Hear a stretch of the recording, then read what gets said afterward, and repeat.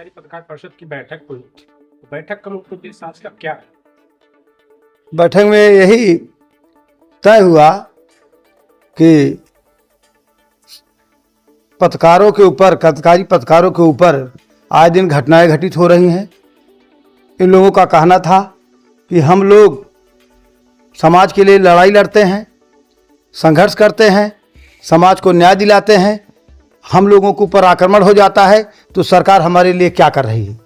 तो मैं क्रांतिकारी सरकार से यह मांग करता हूँ, उत्तर प्रदेश सरकार और भारत सरकार से कि क्रांतिकारी पत्रकार परिषद को जो है सुरक्षा का, क्रांतिकारी पत्रकार परिषद का सुरक्षा कानून लागू होना चाहिए और पत्रकारों के ऊपर यदि कोई हमला करता है तो 3 महीने के लिए उसे गैर जमानती वारंट होना चाहिए।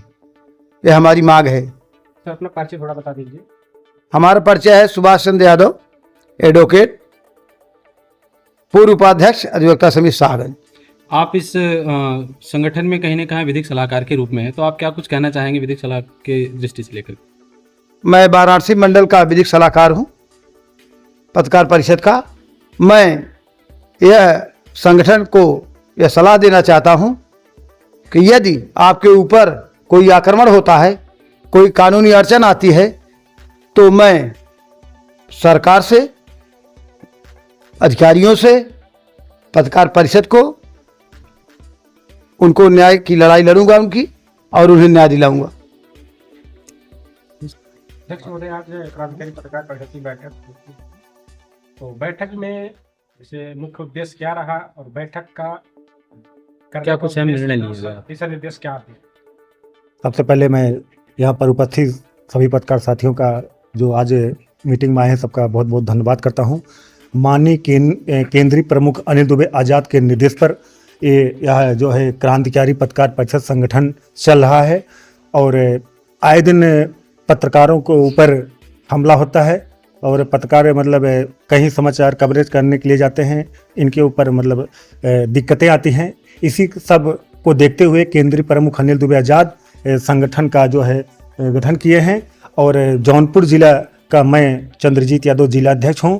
जब से हमें जिलाध्यक्ष बनाया गया है जौनपुर जिले का, मैं अपने पत्रकार साथियों की मतलब कोई दिक्कत आती है मैं उनकी लड़ाई लड़ने के लिए तैयार रहता हूं और मीटिंग इसलिए बुलाई जाती है कि हर महीने में एक बैठक होती है। बैठक में किसी पत्रकार की कोई समस्या आती है तो हम लोग यहाँ पर उनकी समस्या को सुनते हैं और अपने उच्च जो हमारे संगठन के हमसे ऊपर जो अधिकारी हैं उनकी हमसे अगर होता है तो ठीक है, अगर हमसे नहीं होता तो उनसे राय बात लेकर मतलब उन पत्रकार साथियों को न्याय की लड़ाई लड़ता हूँ। आज बैठक में कौन कौन से पदाधिकारी उपस्थित?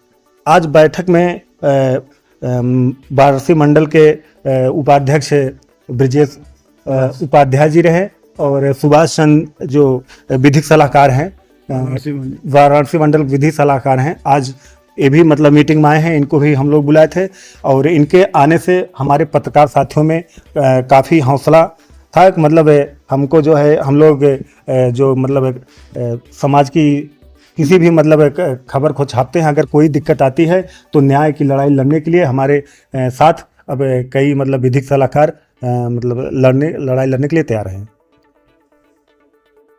सर आए दिन पत्रकारों के ऊपर कहीं ना कहीं कुछ हमले हो रहे हैं, कहीं ना कहीं प्रताड़ित किए जा रहे पत्रकार साथी, तो क्या कहना चाहेंगे?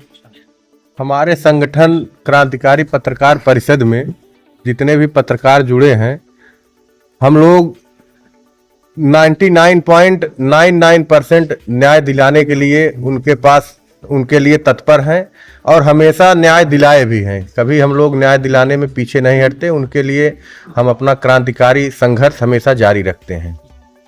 सर कहीं ना कहीं देखा जाए तो पत्रकार परिषद जैसे की कहावत है कि चौथा स्तंभ है, चौथा स्तंभ के साथ साथ अगर इस तरह से आप क्रांतिकारी पत्रकार परिषद के निरंतर प्रयास कर रहे हैं, हर जगह संगठन पहुंच रहा है, तो क्या पहले या दूसरे स्थान पर नहीं पहुंच सकती है?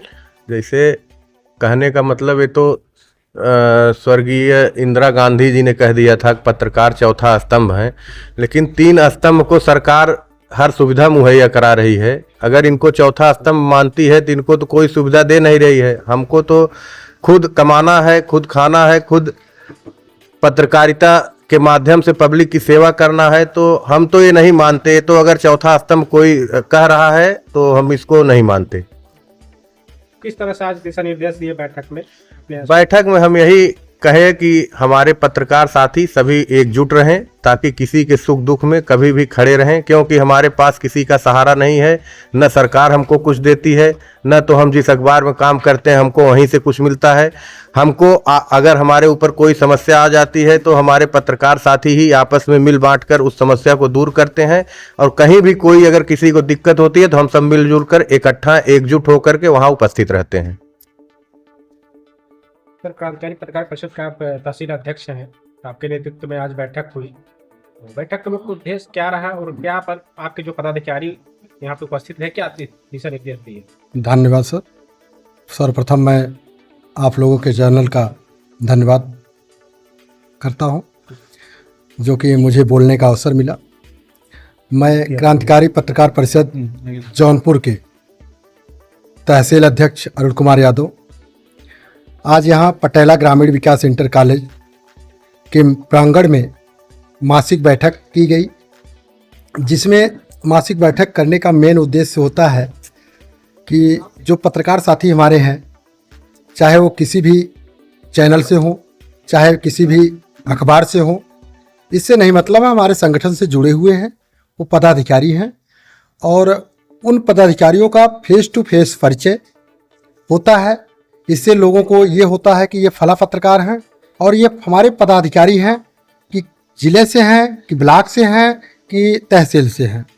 मेन उद्देश्य मेरा जो ये मासिक बैठक का है यही था कि लोगों का परिचय होना और हमारे पत्रकार साथी के ऊपर यदि किसी भी प्रकार की कोई भी अत्याचार होता है उस पर हमारा संगठन हमेशा खड़ा तैयार मिलेगा।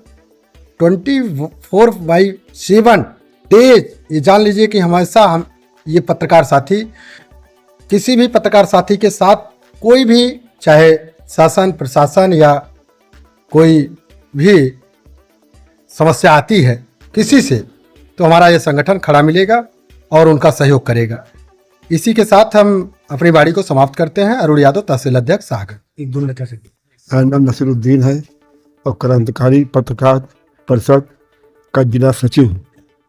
और आज का मुख्य उद्देश्य मीटिंग जो है पत्रकारों का संगठित करना और संगठन में बल है।